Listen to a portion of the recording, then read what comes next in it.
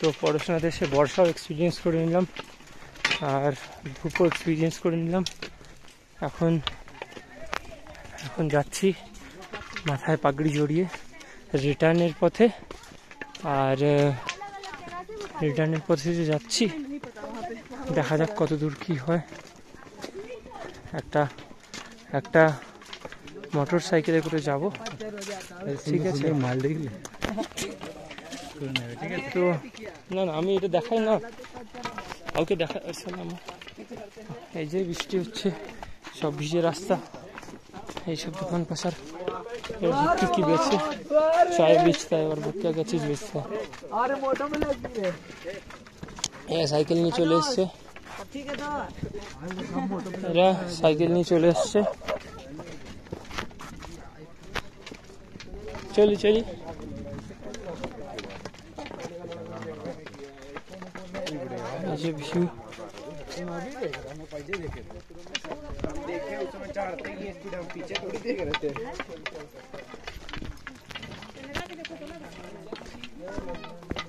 Network नहीं लगेगा, अभी डेल्टा सीधा पे चल गिर जाएंगे।